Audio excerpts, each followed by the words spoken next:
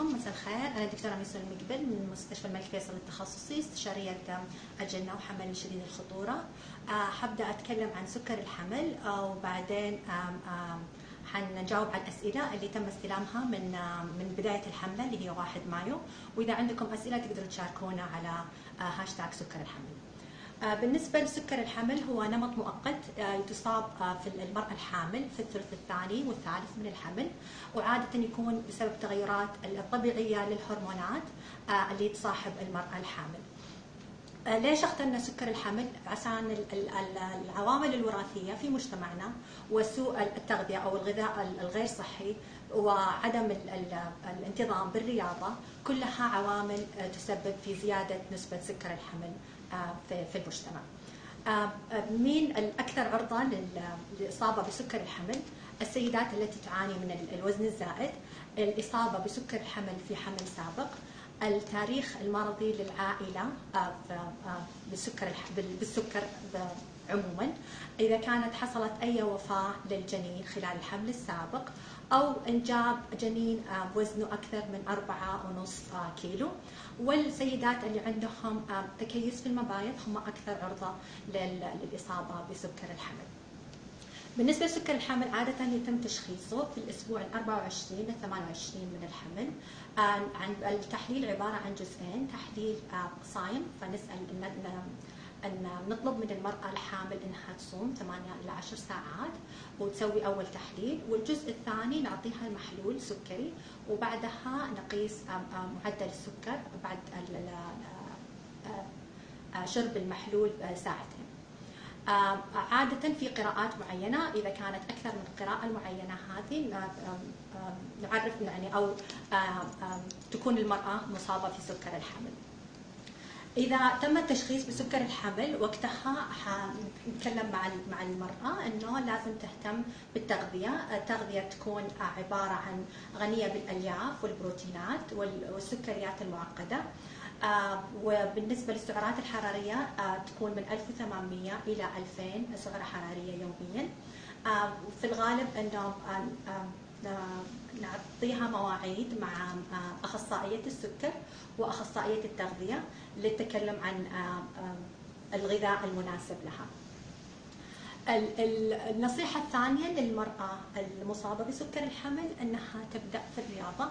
طبعا المرأة اللي ما كانت تعمل رياضة قبل الحمل صعب أنها تبدأ الرياضة وقت الحمل، بس أضعف الرياضة اللي هي المشي، لو تمشي بعد كل وجبة تقريبا نص ساعة تساعد في معدل انتظام السكر.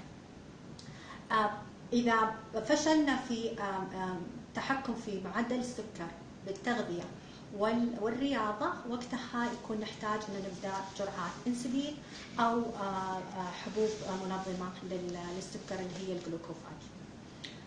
بالنسبة للمضار المصاحبة للسكر، في مضار للجنين وفي مضار للأم الحامل. بالنسبة للجنين ففيه لما يكون التشخيص مبكرا فحتكون نسبة الإجهاض كبيرة، نسبة لا سمح الله التشوهات في الجنين إذا لم نتمكن بالسيطرة على السكر حتكون واردة. نسبة إنه إن البيبي يكون أكبر من الحجم الطبيعي أو حتى أصغر من الحجم الطبيعي واردة. نسبة الولادة المبكرة كمان موجودة. بعد الولادة نسبة إنه الطفل يتنوم في العناية المركزة للأطفال عشان عدم انتظام عدم انتظام القراءات للسكر حتكون موجودة. إنه البيبي حيكون أكبر بحجمه زي ما قلت من الحجم الطبيعي. يمكن البيبي أن يصاب بالإصفرار بعد الولادة. بالنسبة للأم فنسبة الالتهابات البولية حتكون أكثر من الناس اللي غير مصابين بسكر الحمل. نسبة تسمم الحمل أو ارتفاع الضغط خلال الحمل حتكون واردة. الولادة المبكرة موجودة. نسبة أنه الولادة القيصرية عشان البيبي حيكون أكبر من الحجم الطبيعي، وما يصاحب هذا من مضاعفات كمضاعفات النزيف ومضاعفات الالتهاب. حنتكلم كمان عن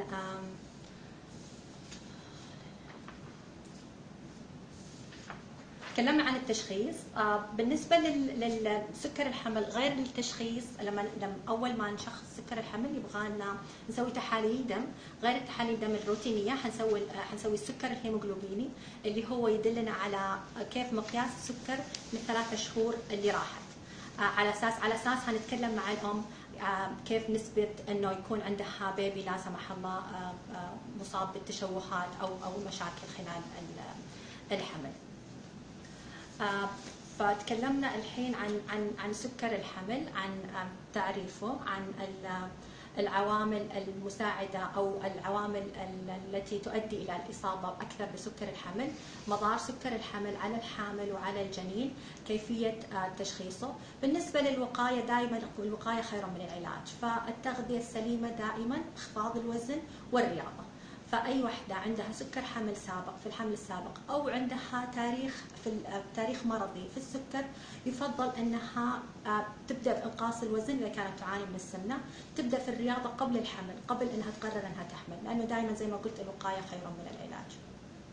ودائما استشيري طبيبتك لو عندك مثلا نسبة أو عندك زي ما قلت العوامل التي تؤدي إلى الإصابة بسكر الحمل، استشيري طبيبتك قبل أن تقومي بالحمل.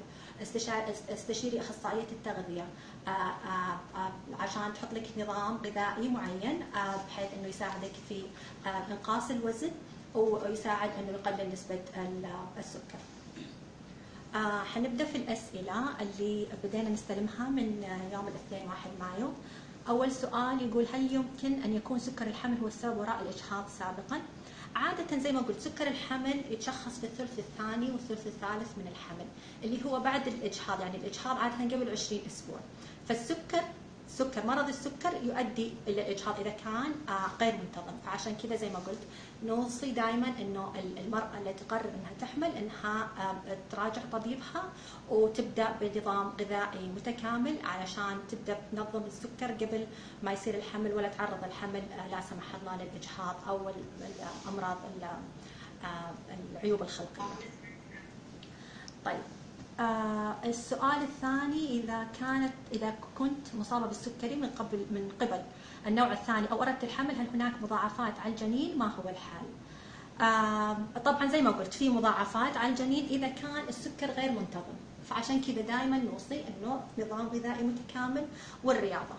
إذا سوينا مثلا أنت نويتي الحمل رحتي عند طبيبتك أو كان نظامك الغذائي متكامل الحمد لله وتغذيتك كويسة والسكر تحت التحكم، حتطلب لك تحليل اللي هو الهيموغلوبين السكري زي ما قلت. إذا كان القراءات كويسة في الرينج الطبيعي أو في المعدل الطبيعي، وقتها حتقول لك دكتورتك خلاص اوكي تقدري تحملي، ويحبذ انك تبدي حمض الفوليك 3 شهور قبل الحمل عشان يقلل من نسبة التشوهات. في سؤال: في الحمل السابق أصبت بسكر الحمل، ما نسبة إصابتي مجددا في الحمل القادم؟ أي وحدة أصيبت بسكر الحمل في نسبة 50 إلى 60% أنها تصاب في سكر حمل في الحمل القادم أو الحمل التالي. علشان كذا احنا لما تكون وحدة أصيبت بسكر الحمل من قبل نسوي تحليل السكر مبكر عشان يتم تشخيص المشكلة لو وجدت مبكرا. في سؤال: هل هنالك فرق بين السكر النوع الثاني وسكر الحمل خاصة في الصيام؟ طبعا موضوع الصيام والسكر موضوع طويل، وبما انه رمضان جاي كثير ناس يسألوا عنه. هو تعتمد اولا اي وحده حامل مصابه سواء بسكر الحمل او السكر ما قبل الحمل، يجب عليها مراجعه طبيبها او طبيبتها قبل رمضان او قبل النيه في الحمل، لانه في عوامل كثيره تلعب دور في السماح للمراه الحامل بالصوم ولا لا. من ضمنها في اي مرحله هي في الحمل، اذا كانت المرحله الاولى ولا المرحله يعني في الثلث الاول او الثلث الثاني او الثلث الثالث.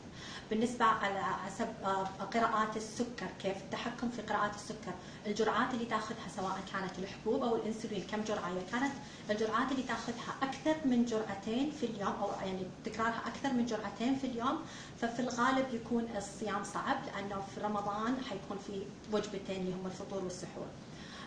الشيء الثاني على حسب اذا كان عندها امراض صحيه ثانيه مثلا زي الضغط، مشاكل في القلب، كلها هذه تؤدي انه السكر يعني الحمل مع سكر الحمل يكون اصعب. إذا كان الجنين عنده أي مشاكل مثلا صغير في حجمه أو في سوائل كثيرة حوالين الجنين، كمان هذه من الأشياء اللي تستدعي إنك تستشيري طبيبتك قبل ما تصومي. المرأة الحامل اللي عندها ولادات مبكرة من قبل كمان يكون في حذر في الصيام. فعشان كذا هي حالة ما نقدر نعمم في العموم نقول اللي مصاب بسكر الحمل تقدر تصوم ولا ما تقدر تصوم، بس لازم تستشيري طبيبتك أو طبيبك قبل الصيام. طيب في سؤال: أنا مصابة بارتفاع ضغط الدم وسكر الحمل، وفي الفترة الأخيرة أعاني من انتفاخات في القدم، فهل السبب هو الضغط أم السكر؟ وهل شرب كميات كبيرة من الماء تساعد في علاج الانتفاخات؟ أولا الانتفاخات اللي في القدم عادة تكون مصاحبة لارتفاع ضغط الدم وليس سكر الحمل. وزي ما قلت أصلا إصابة في سكر الحمل تزيد نسبة الإصابة في ارتفاع ضغط الدم خلال الحمل. شرب السوائل ابدا ما تساعد في الانتفاخات، بس لازم لو عندك لا سمح الله الانتفاخات في السوائل لازم تشوفي طبيبتك، وخصوصا لما يكون عندك سكر الحمل او ارتفاع الضغط، لانه في نسبه تكون في نسبه انه تكون عندك لا سمح الله تسمم الحمل، وتسمم الحمل خطر على الام وعلى الجنين، فلازم وقتها تستشيري طبيبتك علشان يسوي لك فحوصات معينه، يشيكوا الضغط وقتها، يشيكوا البول عشان يشوفوا البروتين كميه البروتين فيه، لانه لو في تسمم حمل فيه علاجات معينه، واحتمال اذا كنت مثلا في الشهر الثامن او الشهر التاسع تكون الولاده مبكره. طيب في سؤال: هل لحبوب الجلوكوفاج تأثير سلبي على الجنين؟ لا، ما لها تأثير سلبي. الحد الأقصى لجرعات الجلوكوفاج تقريبا 2000 و 2200 ملي جرام باليوم، بس هي عادة احنا نبدأ 500 ملي جرام يوميا، مرة أو مرتين على حسب قراءات السكر. يعني في ناس مثلا بس القراءات اللي تكون مضطربة قراءات الغداء أو قراءات العشاء، مثلا تلاقيها قراءات يمكن العشاء مضطربة لأنها تاكل وجبات يعني دسمة وما تتحرك بعدها، فتصير تحتاج بس جرعة واحدة من الجلوكوفاج. طيب أنا مصابة بسكر الحمل في الشهر السادس، وبدأت على حمية ونزل وزني 4 كيلو، هل هذا أمر طبيعي وهل له تأثير على الجنين؟ بالنسبة لنقص الوزن، بما أنه أنت بدأت الحمية فنتوقع أنه ينقص الوزن، بس يعني هو الحكمة أو البيبي كيف يتأثر أو الجنين كيف يتأثر؟ يتأثر مو في الوزن وزن الأم، يتأثر بطريقة الغذاء أو الغذاء الصحي ولا الغير صحي. فنقص الوزن لحاله يعني مو شرط حيأثر على البيبي. احنا كيف حنعرف يأثر على البيبي ولا لا؟ طبعا تشوفي طبيبتك تسوي لك أشعة صوتية، وقتها تشوف وزن البيبي، تشوف السوائل حوالين البيبي، ضخ الدم، وعلى أساسها تقرر إنه هذا الشيء أثر على الجنين ولا لا. بس بالأول والأخير مو هو الوزن اللي يلعب دور، هي التغذية. لازم تكون تغذية متكاملة فيها ألياف، فيها بروتينات، قدر الإمكان إنه الواحد يتغذى في أشياء قليلة الدسم عشان يمنع اضطرابات السكر. طيب في سؤال: سمعت أن القرفة تساعد في ضبط السكر، هل هناك تأثير في تناولها على الجنين؟ طبعا القرفة ما أتوقع أبدا أنها تضبط السكر، بالعكس القرفة خصوصا للحامل سبب انقباضات في الرحم، وانقباضات الرحم تأثر على قلب الجنين، فأبدا ما نحبذ أن وحدة حامل تكثر من القرفة. يعني القرفة العادية اللي في الأكل أوكي ما في مشكلة، بس مو أنه تشرب قرفة. طيب هل الوزن الزائد أو السمنة سبب في حدوث سكر الحمل، مع أن وزني نزل كثير من بداية الحمل؟ كمان نقول أن الوزن الزائد سبب في كثير من الأمراض، منها أمراض السكر، يعني سواء سكر حمل أو سكر خارج الحمل، ارتفاع الضغط، زيادة في الكوليسترول. فدائما نبدأ في الوقاية خير من العلاج. انقاص الوزن دائما يعني محبذ، حتى كثير من المخاطر أو المضاعفات خلال الحمل يتم تفاديها عند انقاص الوزن قبل الحمل. طيب ما هو معدل السكر الطبيعي للمرأة الحامل؟ لأن أغلب تحاليلي في الصباح تصل إلى 100. بالنسبة للمعدل الطبيعي للمرأة الصائمة يعني الصبح 95، تكون القراءة 95 وأقل، ساعتين بعد الأكل 120 وأقل بالنسبة للقراءات. فعشان دائما إذا أي وحدة شخصناها أنه عندها سكر الحمل نطلب منها بعد ما نحولها على أخصائية التغذية وأخصائية السكر نعطيها الجهاز اللي تقيس فيه قراءات السكر، فتقيس لنا خصوصا في أول فترة أول تشخيص عشان نتأكد كيف إنه منتظم السكر ولا لا. تحليل هي صايمه اول ما تصحى الصباح، وتحليل ساعتين بعد الفطور وبعد الغداء بعد العشاء. اذا كانت القراءات الحمد لله منتظمه مع الحميه والرياضه فوقتها خلاص تستمر عليها، ونقول لها حتى ما تصير تشيكها كل يوم، تشيكها مثلا مرتين في الاسبوع او 3 مرات في الاسبوع. اذا لا سمح الله القراءات غير منتظمه وقتها، في حالات نحتاج انه ندخل المريضه في المستشفى، تقعد في المستشفى تنويم لمده يوم يومين لنشوف القراءات حقت السكر، لان اوقات في ناس عندهم مشكله في النمط الغذائي فتكون ما تتبع النمط الغذائي المعين، او حتى الحركه زي ما قلت المشي حتى لو ربع ساعه او نص ساعه بعد الاكل يساعد كثير في اخفاض السكر. اذا ما نجحت لا التغذيه ولا الرياضه وقتها نحتاج نبدا يا الابر اللي هي انسولين يا الحبوب اللي هي جلوكوفاج. طيب في سؤال، هل هناك تحاليل معينه تقوم بها الحامل للوقايه من سكر الحمل؟ تحاليل معينه انها تقوم فيها لا، بس زي ما قلنا التغذيه، انقاص الوزن والرياضه، هذه تقدر تخفض فيها من نسبه سكر الحمل. انها تعرف انه عندها كان سكر او ارتفاع في السكر، زي ما قلت الهيموغلوبين السكري هذا تحليل دم نقدر نقيس فيه كميه السكر في ال3 شهور اللي راحت. فلو واحده تشخصت مثلا فبسكر الحمل في بدايه الحمل، فما نعرف هل هو كان السكر قبل الحمل، لان زي ما قلت السكر الحمل عاده بعد من 24 ل 28 اسبوع، اللي قبلها اذا تشخص قبلها فانه سكر قبل الحمل. فعشان نعرف كيف مدى تحكم السكر قبل الحمل وقتها نسوي الهيموغلوبين السكري، وعلى اساسها نشوف كيف كانت القراءات في ال3 شهور اللي راحت. ما اعرف اذا في اسئله كمان ولا خلصت الاسئله؟ خلاص.